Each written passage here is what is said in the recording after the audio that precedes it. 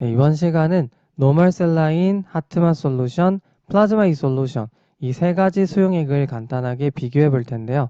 우리가 각각을 공부하다 보면은 결국 전체적인 그림을 놓칠 수가 있습니다.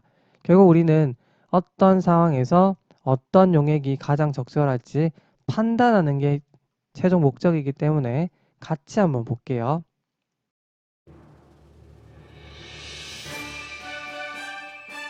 자, 그러면 어떻게 접근을 할 거냐? 성분으로 비교해 볼 겁니다. 결국 이 용액에 어떤 성분이 뭐가 얼만큼 들어있는지를 알게 되면은 그게 용액의 성질, 적응증과 금기증을 결정하겠죠. 자, 그리고 첫 번째는 노멀 셀라인이고요. 이 두 번째는 하트만 솔루션, 같은 말입니다. 링거스 락테이티 솔루션이라고 하죠. 그리고 이제 세 번째는 플라즈마 이 솔루션이고요. 그리고 이거는 우리 체액 성분 기준이 될 겁니다. 그리고 전체적인 이 전해질들의 단위는 미리 이퀄리브리움 퍼 리터가 되는 거고요.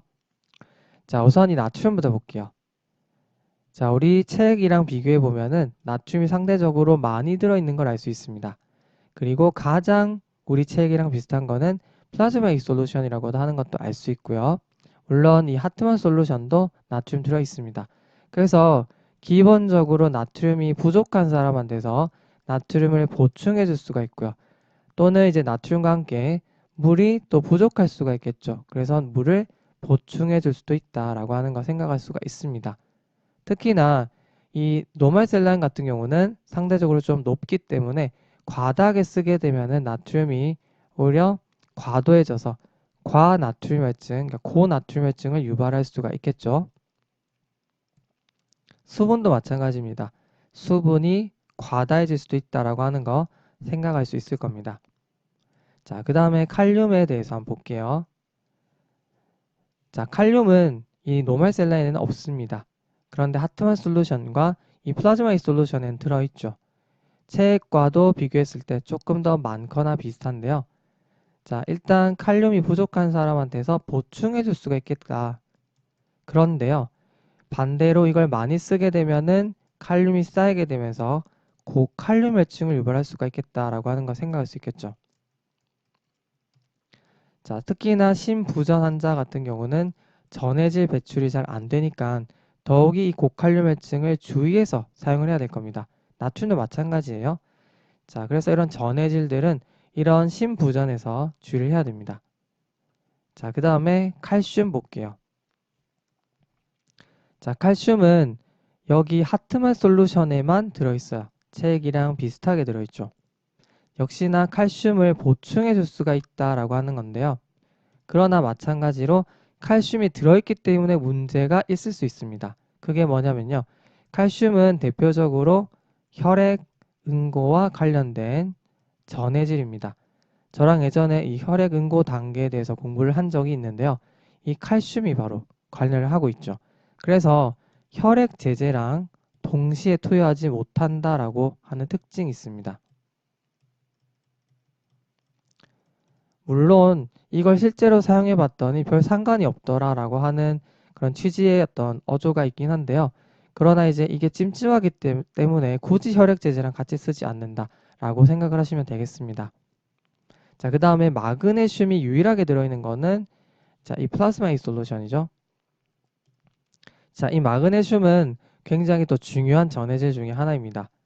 물론 이 칼슘과도 관련이 있고요. 그래서 칼슘의 어떤 레벨과도 영향을 미치는 그런 이제 전해질이기도 하고 또 세포막에도 유지하는데 굉장히 중요하기도 하고요.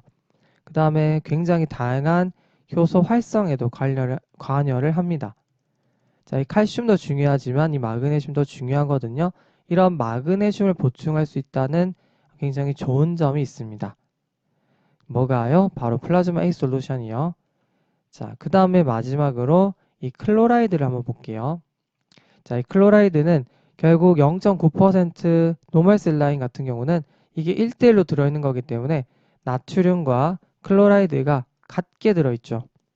그리고 0.4% 하프 셀라인은요. 그냥 반으로 나눠주면 되는 거니까 제가 따로 설명을 안 드리는 거고요. 그 다음에 이 클로라이드 상대적으로 이 노멀 셀라인보다 작죠, 얘네들.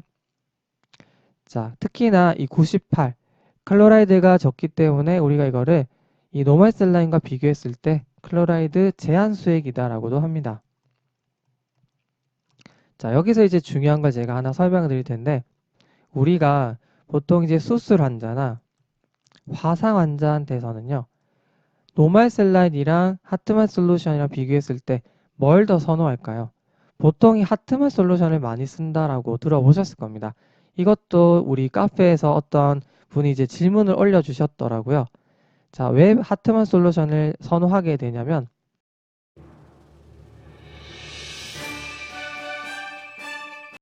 자, 아무래도 이런 경우는 다량의 수액이 필요할 가능성이 높겠죠. 그래서 소량보다는 다량을 썼을 때를 생각해 봐야 되는데, 이 클로라이드가 상대적으로 많이 들어올 수가 있습니다. 만약에 이 노말셀라인을 다량으로 쓰게 되면은요. 자, 그러면 어떤 일이 벌어지느냐? 이 클로라이드라고 하는 게 음이온이죠. 이게 많아지면요. 우리 몸속의 이 신장에서 중탄산염 역시도 음이온인데 이거의 재흡수를 막게 됩니다. 자, 이 중탄산염은 굉장히 중요하죠. 이 산을 완충하는 버퍼 역할을 하는데요. 이게 소실이 될 수가 있는 것이죠. 결국 이 클로라이드 때문에 중탄산염이 소실이 되면서 중탄산염은 염기물질이라고 생각하시면 됩니다. 결국 산증이 유발이 될 수가 있는 거죠. 이걸 우리가 대사성 산증이라고 할 수가 있겠습니다. 결국 많은 양의 용액의 투여로 인해서 희석이 되기 때문에 산증이 나타났다라고 해서 우리가 이거를 다일루셔널 엑시도시스라고도 하고요. 그래서 이런 다량의 용액을 사용할 가능성이 높은 환경에서는 굳이 클로라이드가 많이 들어있는 노멀 셀라인보다는 클로라이드가 상대적으로 적은 용액인 하트만 솔루션을 좀 더 선호한다 라고 생각을 할 수가 있겠습니다. 자, 거기다가요. 이번에는 이 플라즈마이 솔루션이랑 비교해 본다면 우리가 이제 혈액 제제랑 동시에 투여할 수 없다라고 했잖아요. 이 락테이티드 솔루션 같은 경우는.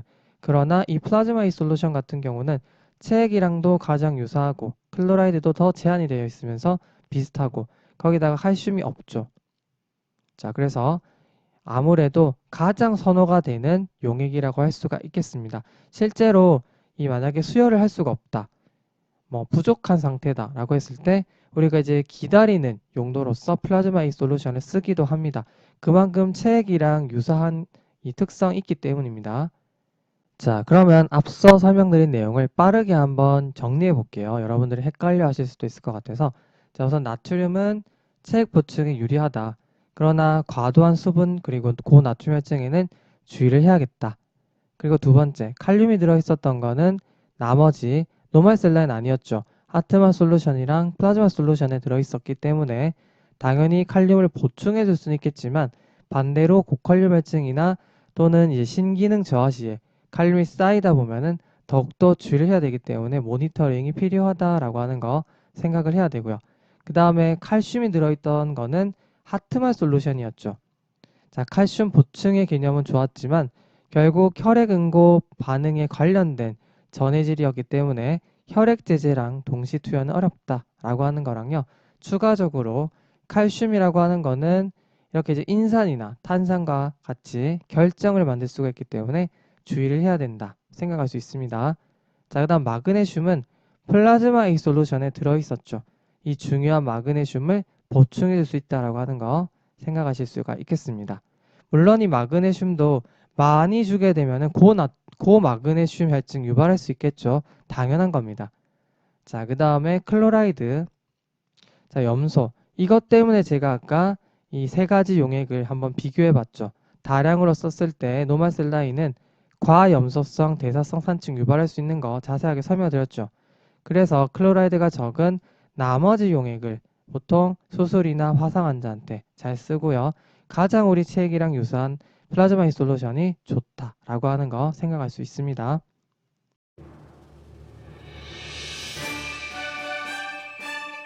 자, 두 번째 성분 비교해 볼 텐데요. 아까보다 간단합니다. 일단 글루코스는 볼 필요가 없고요. 이 미리 오스몰 퍼 리터는 이 용액 안에 들어있는 용질의 개수 개념이거든요. 예를 든다면 노멀 셀라인 아까 우리가 나트륨 154mg/L, 클로라이드도 마찬가지였죠. 합치면 308이죠. 308. 그리고 0.4%니까 절반이겠죠. 154. 이런 식으로 생각하시면 됩니다. 자, 이것도 생각 안 할 거고요. 그 다음에 이 중탄산염이 이제 중요한 건데요. 중탄산염은 아무도 안 들고 있는데 결국 이 파란색으로 제가 한꺼번에 묶어놓은 이유는 락테이트, 아세테이트, 글루코네이트가 들어있는 이유가 바로 이 중탄산염으로 바뀌라고 넣어준 물질들입니다. 자, 결국 얘네들이 들어있다라는 소리는 중탄산염의 역할을 한다라는 소리고 그러니까 산에 대한 어떤 완충 역할을 해줄 수가 있구나 생각하시면 됩니다. 결국 대사성 산증에서 선호된다라고 생각할 수가 있는 거고 반대로 얘네가 이제 염기 물질로서 작용을 하는 거기 때문에 호흡성이나 대사성 알칼리증에서는 주의를 해야 되겠죠, 당연히. 자, 그리고 이 락테이트라고 하는 게요. 우리가 이제 락틱 엑시도시스라고 하는 거 한 번씩 들어보셨을 거예요. 자, 헷갈리죠? 분명히 산증에서 좋다라고 했는데 이거는 락틱 엑시도시스. 자, 이 상태는요. 락테이트가 이 HCO3로 변환되는 능력이 망가져 있는 상태라고 생각하시면 됩니다. 그래서 이게 들어가도 염기의 물질의 어떤 역할을 해줄 수가 없기 때문에 락틱 엑시도시스에서는 이 그쵸 하트만 솔루션이 소용이 없다, 쓰지 않는다라고 생각을 하시면 되겠습니다. 자, 그리고 이 락테이트라고 하는 게요. 비교적 이 간의 기능에 의존적입니다. 많이 의존적이거든요. 그래서 간부전이 심각하게 왔을 때는 써봤자 소용이 없다. 주의를 해야 되겠죠. 그리고 이제 아세테이트 같은 경우는 상대적으로 간 기능에 비의존적이기 때문에 좀 더 이제 효율적으로 또 변환이 되기도 하고요. 그러니까 이게 효율적인 형태라고 생각할 수가 있습니다. 그리고 글루코네이트 역시도 이렇게 이제 중탄산염으로 바뀌긴 하는데요. 대량이, 그러니까 대다수가 그냥 이제 배설이 되기 때문에 큰 의미는 없다라고 생각을 하시면 되겠습니다. 자, 그러면 역시나 한번 또 정리를 해봐야 되겠죠? 자, 아까 이 세 가지 모두 바이카보네이트, 중탄산염으로 변환이 되라고 넣어준 것들이다. 일단 우리가 링거스 락테이트 솔루션, 이름답게 하트맛 솔루션에는 락테이트 형태로 들어있었고 나머지 플라즈마이 솔루션에 이제 이 아세테이트나 글루코네이트 형태로 들어있다라고 생각하시면 되겠죠. 물론 완충 역할이 가능하지만 글루코네이트는 상당수가 배설이 되기 때문에 의미는 크진 않다. 어쨌든 신속하게 염기를 제공해서 pH를 조절해 줄 수가 있고 특히나 대사성 산증에서 도움이 된다라고 했죠. 그러나 주의해야 될 거는 락틱 엑시도시스에서는 이 락테이트가 도움이 안 된다라고 하는 겁니다. 변환되는 능력이 망가져 있는 상태다라고 이해를 하시면 되고요. 자, 그래서 대사성 산증에 선호되는 용액은 결국 이 하트만 솔루션과 플라즈마 A 솔루션이고 반대로 알칼리증 환자에서는 주의를 해야 된다라고 하는 거 당연히 생각할 수 있습니다. 그리고 간부전 주의를 해야 된다라고 했죠. 특히나 락테이트는 상대적으로 많이 의존적이기 때문에 간 기능이 망가져 있을 때는 굳이 쓰지 않고요. 마찬가지로 이런 뭐 글루코네이트나 아세테이트 이런 것들도 그러니까 뭐 어떤 그 차이는 있겠지만 많이 간 기능이 나빠져 있는 경우는 이런 것들을 이제 이용하지 못하는 경우에 굳이 쓰지 않는다. 이렇게 생각하시면 됩니다. 자, 그 다음에 신부전. 뭐 당연한 거겠죠. 배설이 돼야 되는데 배설이 안 될 수가 있는 거고 그리고 이제 이런 것들은 용액이잖아요. 기본적으로 용액이 이 소변을 통해서 자꾸 이게 이제 충분하게 또 배설이 돼줘야 되는데 출구가 막혀 있으면 우리 용액 과다로 인해서 부작용이 발생할 수가 있는 거고요. 그다음에 심부전도 마찬가지예요. 심장에 과도한 이제 용액이 들어오게 되면은 오히려 카디악 아웃풋이 방해를 받게 돼요. 프랭크 스탈린 법칙 들어보셨죠? 자, 심장에 지나치게 이게 이제 용액이 들어와서 이게 팽창이 돼버리면 뭔가 확장된 만큼 더 열심히 쪄줄 것 같지만 그게 아닙니다. 프랭크 스탈린 법칙이라고 하는 거는 결국 너무 많이 이게 신전이 되면은 수축력은 더 떨어지게 돼 있기 때문에 과도하게 용액을 쓰게 되면은 오히려 특히나 이 심부전 환자에서 악화를 유발할 수가 있기 때문에 주의해야 된다. 공통적으로 적혀 있을 겁니다. 자, 오늘은 이렇게 이제 이 세 가지 용액에 대해서 간단하게 우리가 정리를 해봤는데 결국 성분이 중요한 겁니다. 그렇죠? 전해질 편 그리고 나머지 중탄산염으로 나눠서 설명드렸는데 그렇게 어렵지 않죠. 이것만 이제 이해를 하시면 어떤 상황에서 뭘 쓰면 될지 우리가 이제 각각 조금 더 세분화되는 느낌이 있을 겁니다. 자, 수고 많으셨고요. 정리 잘 해보시기 바라겠습니다. 굉장히 중요한 내용이니까요. 수고 많으셨습니다.